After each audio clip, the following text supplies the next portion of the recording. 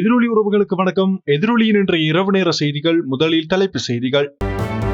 திடீரென வீட்டை விட்டு வெளியேறும் மஹிந்த மற்றும் முக்கிய புள்ளிகள். நாடாளுமன்றத்தில் எடுக்கப்பட்ட அதிரடி நடவடிக்கை.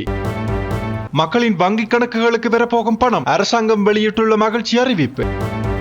நாட்டில் பாதாள உலக குழுவால் கிலோ கணக்கில் தயாரிக்கப்பட்ட போதைப் பொருட்கள். விசாரணையில் பத்மே வெளியிட்ட அதிர்ச்சி தகவல். ஜனாதிபத்துமா உபத்துமல்ல ஹரி கமதி எல்டிடி டயஸ். விடுதலை புலிகளுக்கு அனுர வாக்குறுதி வழங்கினார். அனுர அரசை சீண்டும் முக்கிய புள்ளி. பிரபாகரன் மகே தெய்யோகியல கியன எக்கனகுட்ட.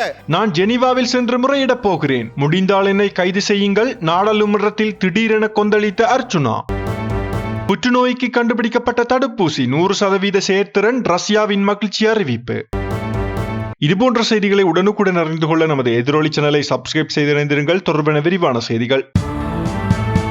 2025 செப்டம்பர் மாதத்திற்கான அஸ்வெஸ்மென்ட் நிவாரண உதவித்தொகை நாளை மறுதினம் முதல் பயனாளிகளின் வங்கிக் கணக்குகளில் வரவு வைக்கப்படும் என நலன்புரி நன்மைகள் சபை அறிவித்துள்ளது. இந்த மாதம் மொத்தம் 14,21,574 குடும்பங்களுக்கு நிவாரணம் வழங்கப்படவுள்ளதுடன் இதற்காக ரூபாய் 1,120 கோடியே 16,47,000 ஒதுக்கப்பட்டுள்ளதாகவும் அதன்படி பயனாளிகள் செப்டம்பர் 12ஆம் தேதி முதல் தங்களது வங்கிக் கணக்குகளின் மூலம் உதவித்தொகையை பெற்றுக்கொள்ள முடியும் எனவும் தெரிவிக்கப்பட்டுள்ளது.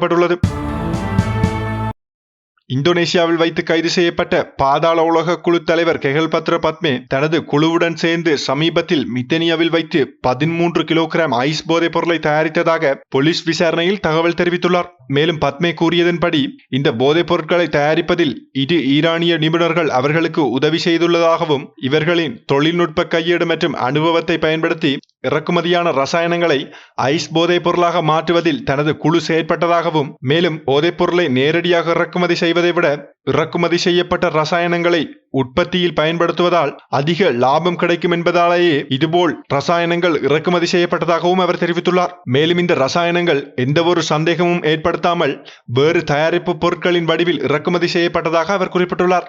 இதன் மூலம் போதைப்பொருள் தயாரிப்பில் சட்டவிரோத நடவடிக்கைகளை குறைத்து பாதுகாப்பு படையினரின் கவனத்தை தவிர்த்துள்ளனர். இந்த விவரம் பாதுகாப்பு படையினரின் தீவிர விசாரணையில் வெளிவந்துள்ளது. தமிழீழ விடுதலை புலிகளுக்கும் புலம்பெயர்ந்தோருக்கும் வழங்கப்பட்ட வாக்குறுதிகளின் அடிப்படையிலேயே அரசாங்கம் செயற்படுவதாக நாடாளுமன்ற உறுப்பினர் DV சாணக்க குற்றம் சுமத்தியுள்ளார். இன்று நாடாளுமன்றத்தில் கருத்து வெளியிட்ட அவர் முன்னாள் கடற்படை தளபதி நிஷாந்த உலுகேதென்னவின் கைதும் புலிகளின் புலனாய்வு பிரிவில் இருந்த ஒருவரின் வாக்குமூலத்தின் பேரிலேயே இடம்பெற்றதாகவும் இது புலம்பெயர்ந்தோருக்கான வாக்குறுதிகளின் ஒரு பகுதியே எனவும் அவர் சுட்டிக்காட்டினார். இது மட்டுமல்லாது அரசாங்கம் தற்போது நாட்டிற்காக பணியாற்றிய இராணுவ வீரர்களையும் அவமதிக்கிறது எனவும் அவர் குற்றம் சாட்டியுள்ளார். நாடாளுமன்றத்தில் முன்னாள் ஜனாதிபதிகளுக்கு அரசு வழங்கும் உத்தியோகபூர்வ வதிவிடங்களை ரத்து செய்யும் செயற்திட்டம் 151 வாக்குகளுடன் நிறைவேறியுள்ளது. மேலும் சபாநாயகரின் கையெழுத்துடன் இந்த செயற்திட்டம் நடைமுறைப்படுத்தப்படும் எனவும் குறிப்பிடப்பட்டுள்ளது. இதன்படி விஜயராம மாவட்டத்தில் வசித்து வரும் மஹிந்த ராஜபக்ச தனது அரசு வழங்கிய வதிவிடத்தை காலி செய்ய உள்ளதாகவும் முன்னாள் ஜனாதிபதிகள் மைத்திரிபால சிறிசேன மற்றும் சந்திரிகா குமாரதுங்கவுமே தமது வதிவிடங்களை விட்டு வெளியேற வேண்டும் எனவும் ஊடகங்கள் செய்தி வெளியிட்டுள்ளது. மேலும் ஜனாதிபதி அனுரகுமார திசாநாயக்க மஹிந்த ராஜபக்ச வதிவிட பராமரிப்புக்கு செலவாகும் மாதாந்த வாடகை ரூபாய் 4 மில்லியனுக்கும் அதிகம் எனவும் தெரிவித்துள்ளமையும் குறிப்பிடத்தக்கது.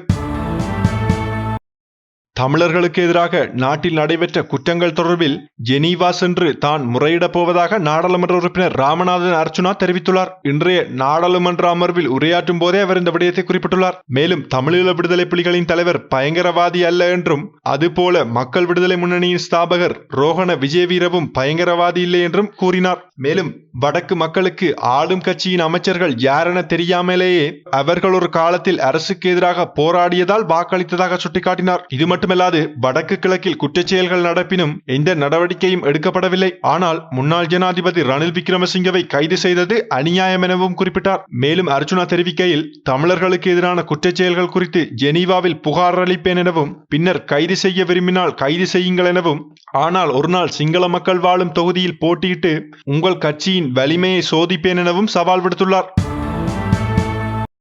ரஷ்யா உருவாக்கிய புதிய என்ட்ரோமிக்ஸ் புற்றுநோய் தடுப்பூசி சோதனைகளில் 100% செயற்திறன் காட்டியுள்ளதாக உறுதிப்படுத்தப்பட்டுள்ளது. மேலும் இந்த தடுப்பூசி மனித உடலில் புற்றுநோய் செல்களை மட்டும் இலக்கு வைத்து அழிக்கும் எனவும் ஆரோக்கியமான செல்களை சேதப்படுத்தாது என்றும் அறிவிக்கப்பட்டுள்ளது.